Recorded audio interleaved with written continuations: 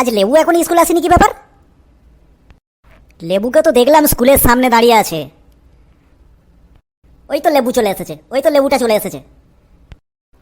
তোরা কি এটাই চাস আমি স্কুলটায় না আসি? এত লেট হয়ে গেল ব্রাদার, এত লেট হয়ে গেল। 1 কোটি টাকা তোর সামনেটাই দাঁড়িয়েছিলাম। মানে ব্রাদার, মানে তো খুব সহজ। স্কুলের সামনেটাই লটারি দোকানটাই দাঁড়িয়েছিলাম, যেখানটায় 6 টাকায় 1 কোটি টাকার লটারি পাওয়া যায় বটে। ব্রাদার, লটারির টিকিট কাটলি নাকি? তা আবার বলতে, আমিও একটা টিকিট কেটে নিলাম।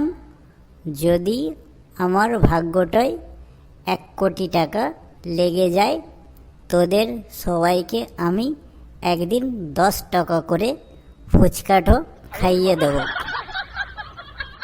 শুধু ফুচকায় কাজ হবে না ব্রাদার, একটা বেশ বড় সড়ো জমিয়ে বড় ধরনের পার্টি দিতে হবে। তাহলে এই খুশিতে একটা লেবু বেশ ভালো দেখে জমিয়ে গান হয়ে যাক। লেবুঠো ক্লাসঠই থাকবে আর গান হবেক নাই? অসম্ভব ব্যাপার। হবে কি হবেক, একদম জমিয়ে হবেক। লেবু ভাই, তাহলে শুরু কর একটা গান, বেশ জমিয়ে শুরু কর। আরে এত প্রেম এলো গেল, এত প্রেম এলো গেল, একটা টিকলো না। আরে এত প্রেম এলো গেল, একটা টিকলো না। আবার আমি যাকে ভালোবাসি তাকে পেলাম না। ও তাই মন আমার পীড়িত বোঝে না, আমি তাই পীড়িত করি না। ও তাই মন আমার পীড়িত বোঝে না, ও তাই আমি পীড়িত করি না। ও তাই চায়েতে রক্ত বিড়িতে বল, যে বেটা মদ খায় না সেই দুর্বল। ও তাই চায়েতে রক্ত বিড়িতে বল, যে বেটা মদ খায় না সেই দুর্বল। এত প্রেম এলো গেল, একটা টিকলো না। আবার আমি যাকে ভালোবাসি তাকে পেলাম না। লেবু স্যার এসে গেছে। এই কে কে কে ক্লাসের মধ্যে কে গান করছে, কে গান করছে?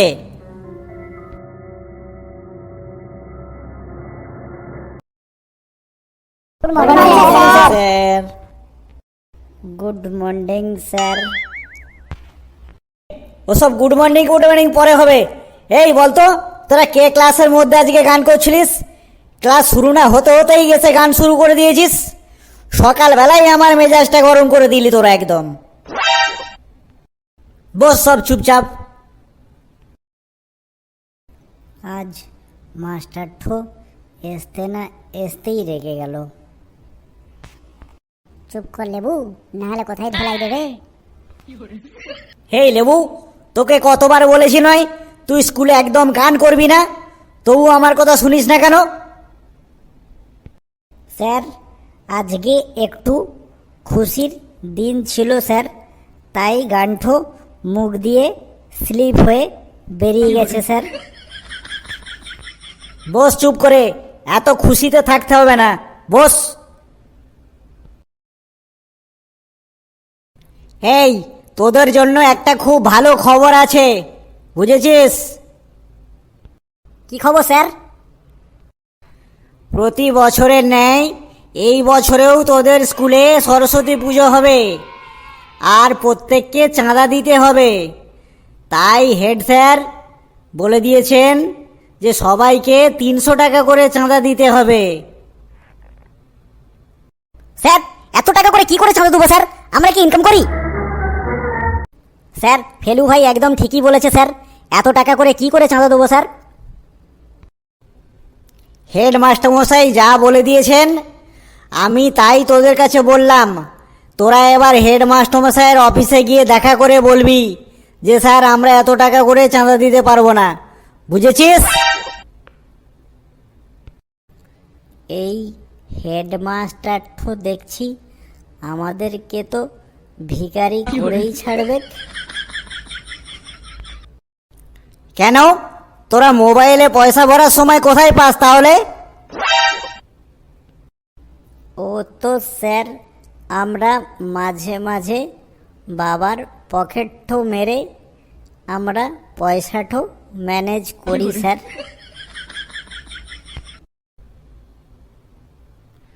তাহলে স্কুলের চাঁদাটাও ম্যানেজ করবি, বুঝলি? বেশি না বক বক করে এবার চুপচাপ বস। এবার একটু পড়াশোনা নিয়ে আলোচনা হোক। আর সরস্বতী পুজোয় কে কেমন কি প্রিপারেশন নিবি সেই নিয়ে একটু আলোচনা হবে, বুঝলি? Okay sir, okay sir.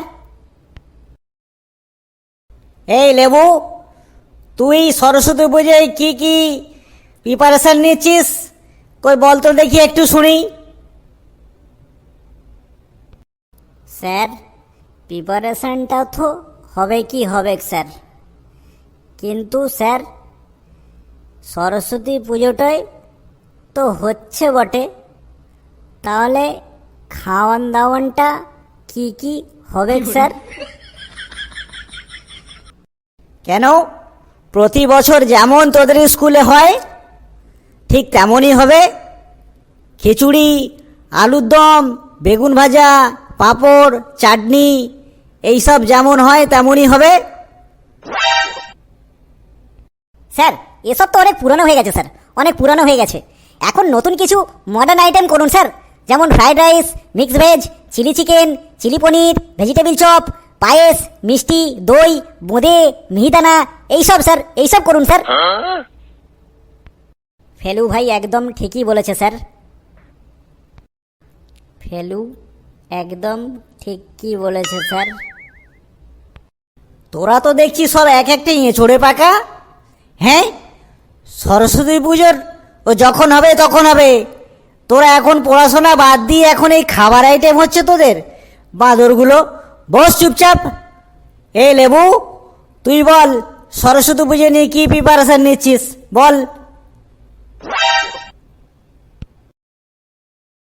আর সরস্বতী পুজো নিয়ে কি জানিস একটু বল তো দেখি। স্যার সরস্বতী পুজোটো মাঘ মাসে হয়। সরস্বতী দেবী বিদ্যার দেবী বটে, কিন্তু সরস্বতী দেবী বিদ্যাটাও ঠিকঠাক আমাদের দেয় নাই, এই জন্য আমরা স্কুলে ভালো করে পড়া করতে পারি নাই।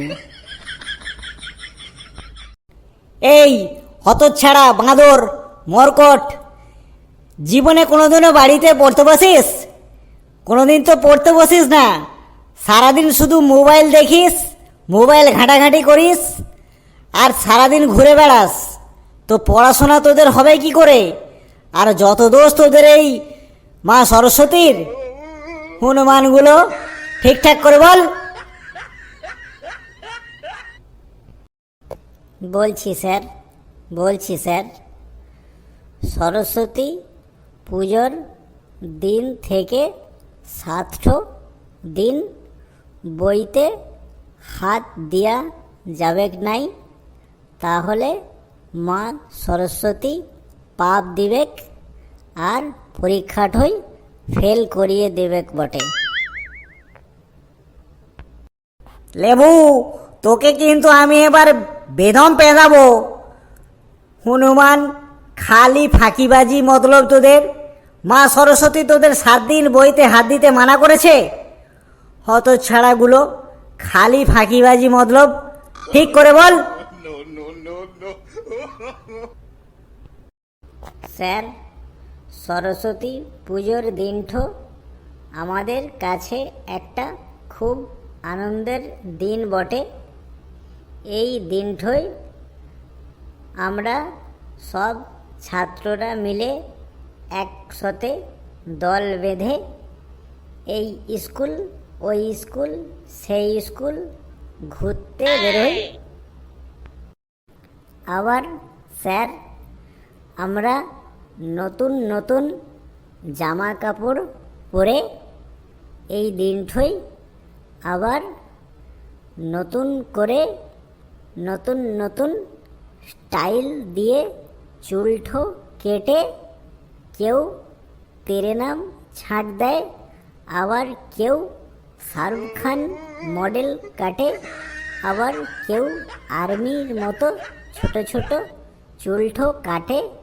কেটে আমরা সব বন্ধুরা মিলে একসাথে খুব মজা করতে করতে ঘুরতে যাই স্যার।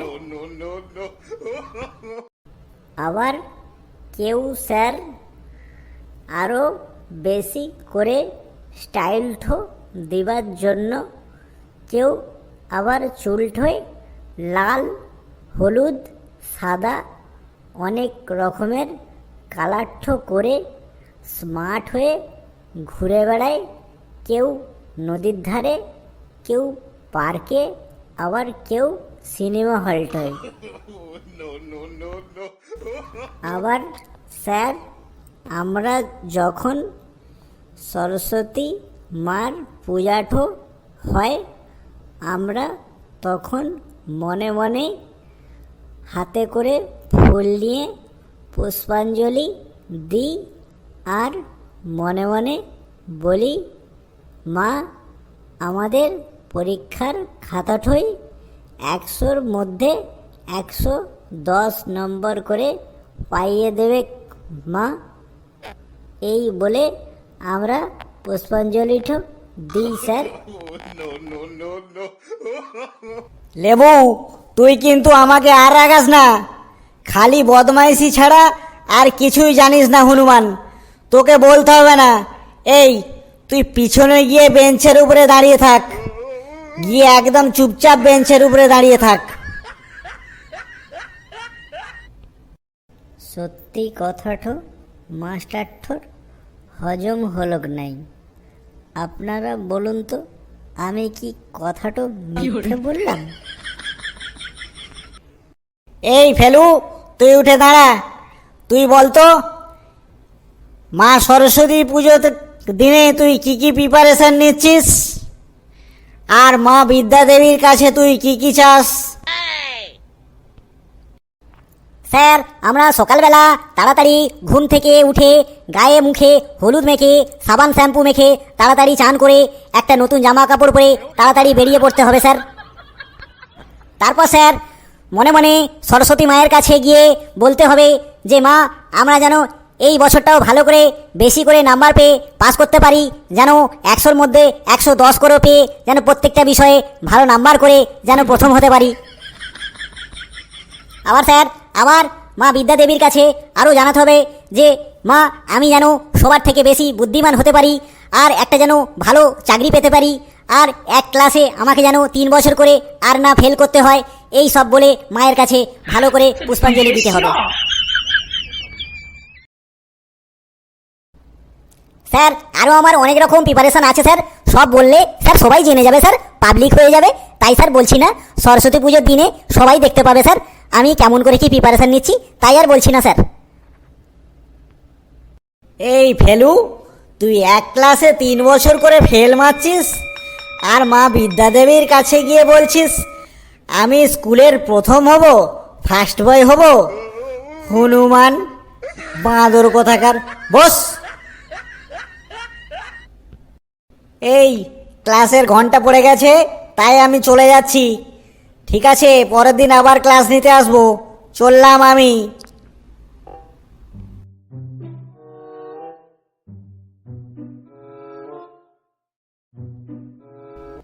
মাস্টারঠো একটা বড় চিন্তা মাথায় ঢুকিয়ে দিয়ে চলে গেল। 300 টাকাঠো চাঁদা এখন কি করে ম্যানেজ করি? একে তো মোবাইল ঠই পয়সা রিচার্জ করতে পারছি না, তার উপর আবার চাঁদা। একে পকেটে মা মনসা, তার উপর আবার ধুনোর গন্ধ। বন্ধুরা তোমাদের এই ভিডিওটি কেমন লাগলো তোমরা আশা করি সবাই আমাদের কমেন্ট করে জানাবেন, ভালো লাগলেও জানাবেন আর না ভালো লাগলেও জানাবেন। আর হাসতে থাকুন, ভালো থাকুন, সুস্থ থাকুন, আর বলুন জয় হিন্দ। আর আমি সরস্বতী পুজোর স্টাইলটা বলে দিচ্ছি না, বলে দিলে সবাই আপনারা জেনে যাবেন, তাই আমি পাবলিক করলাম না। আর যারা ফেসবুক পেজটা থেকে দেখছেন তারা অবশ্যই একটা করে আমাদের পেজে ফলো করে দেবেন।